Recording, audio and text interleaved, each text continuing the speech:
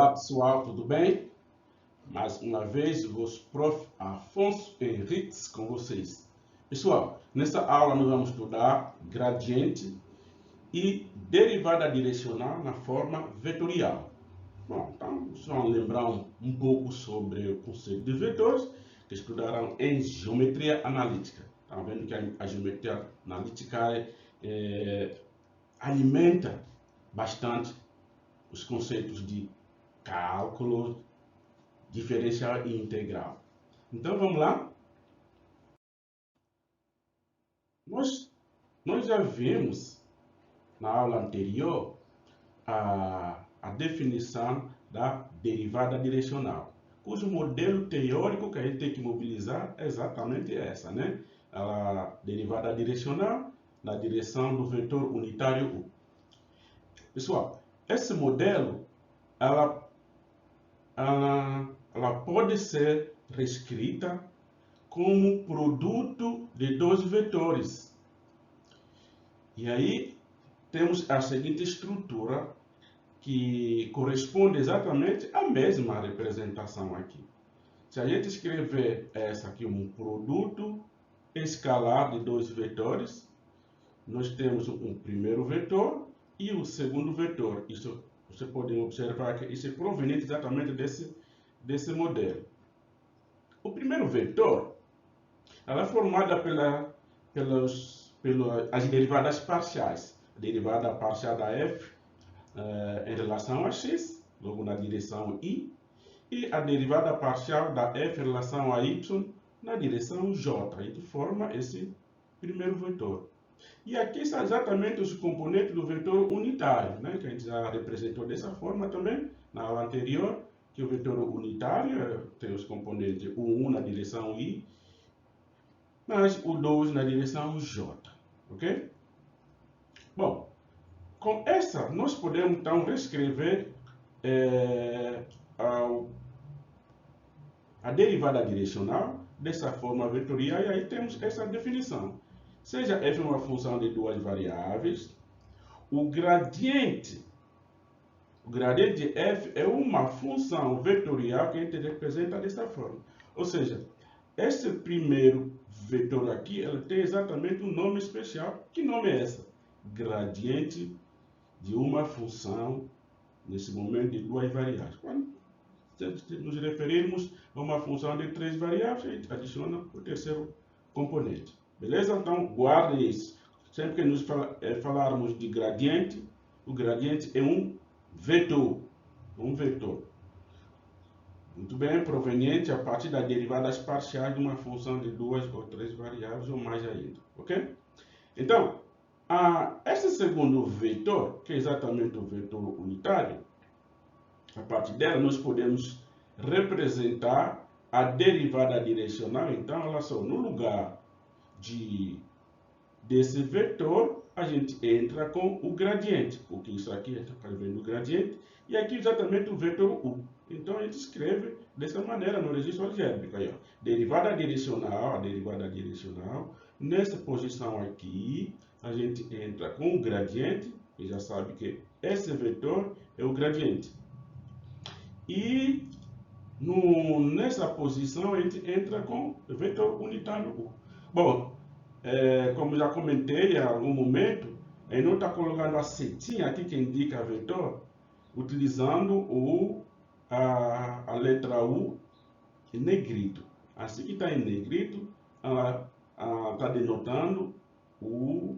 Porque às vezes eu, quando utilizo a setinha, ela diz nem sempre ela é notável no slide, né?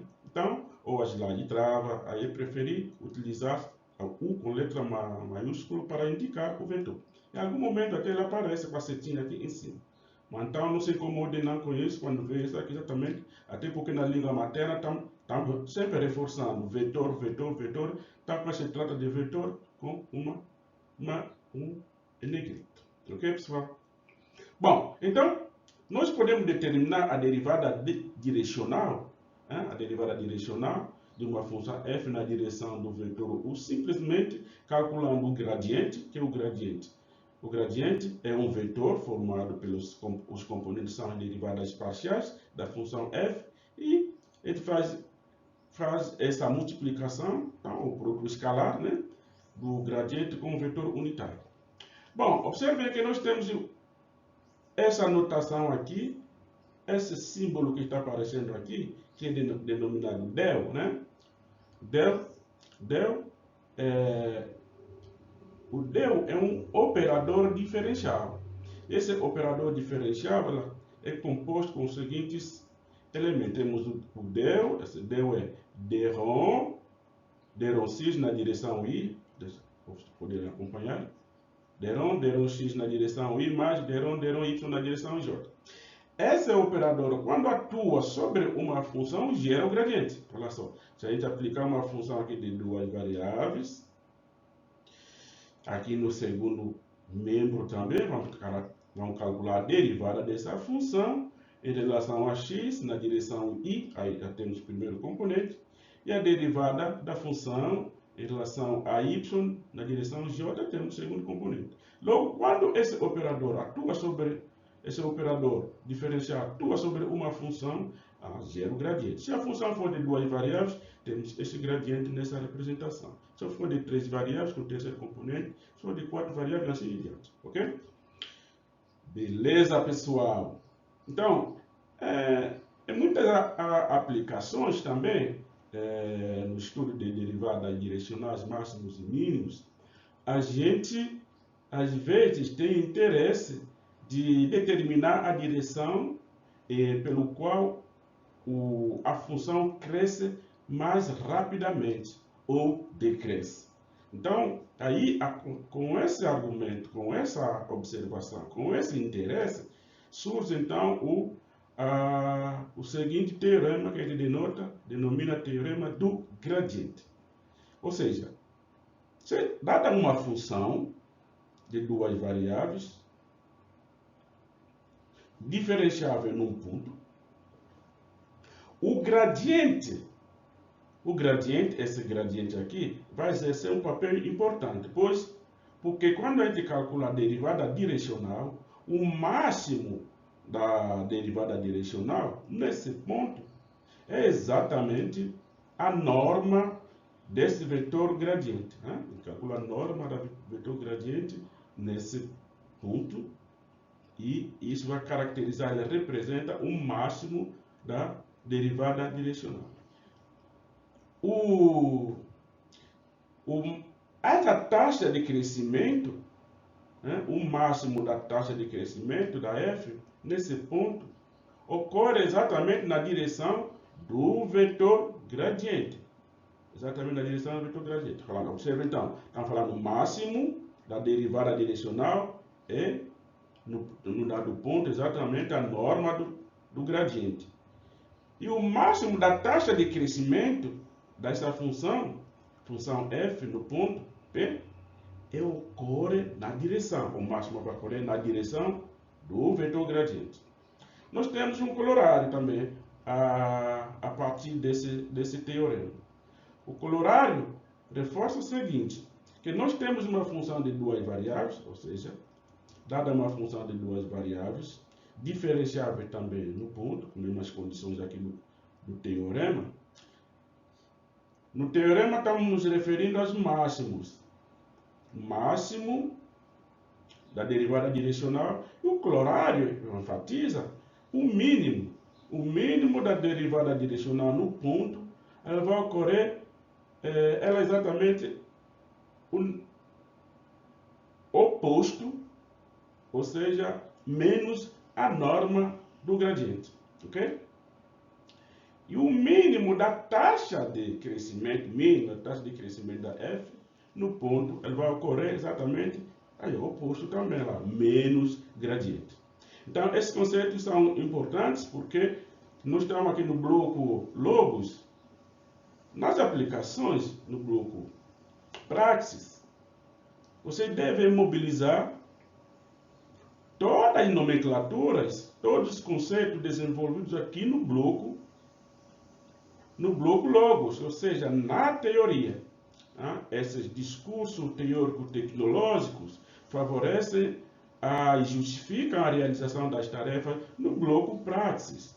É por isso a relação entre a teoria e a prática é forte, tem que ser realmente mobilizado tanto pelos professores quanto pelos estudantes em processo de formação.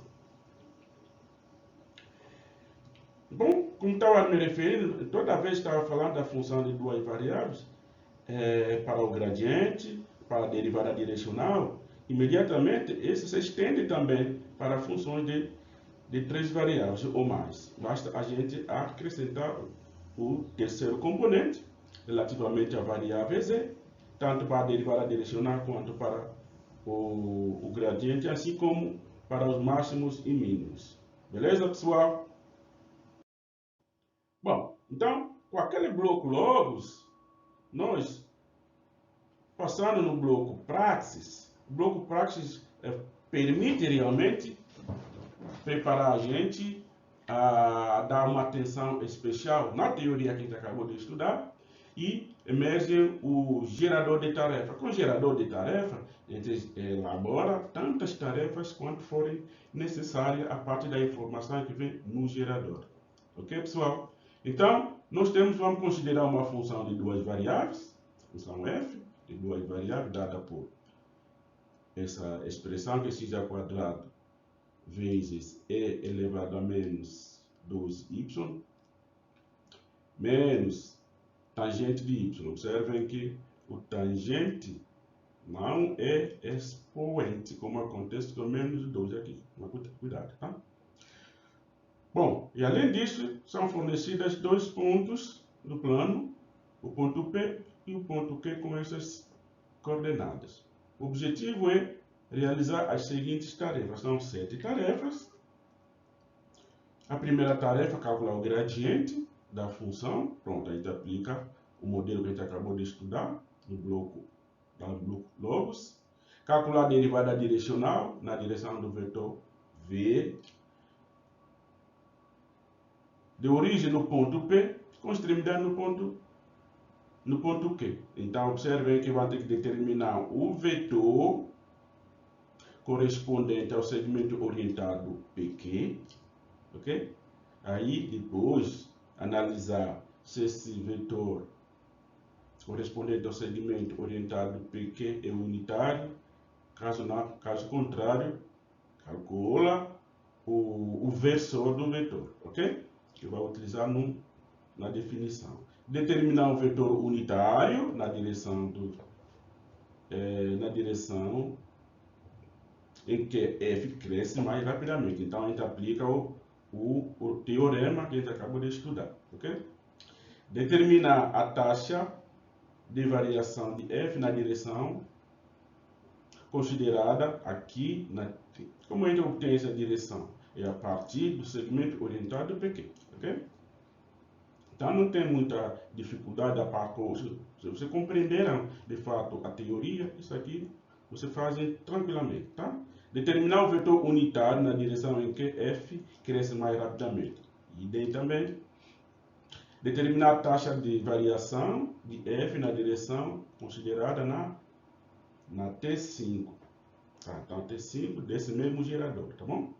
E, finalmente, representar no registro gráfico o vetor V, o gradiente no ponto P. Então, ponto P'. Esse P é formado por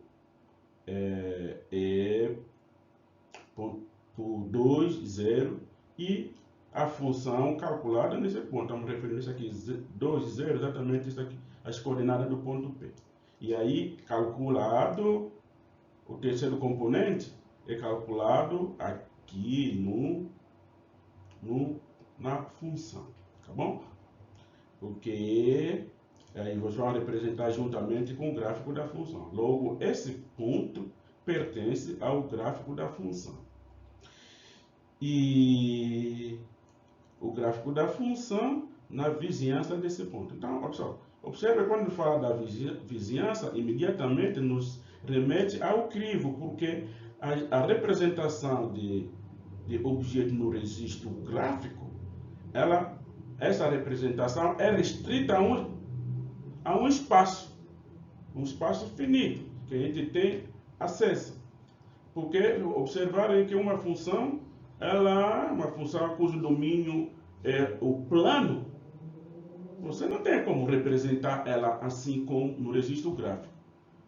Sempre mobiliza o crivo, ou seja, o que? A parte. E essa parte, nessa sétima tarefa, está na vizinhança do gráfico da função. Beleza?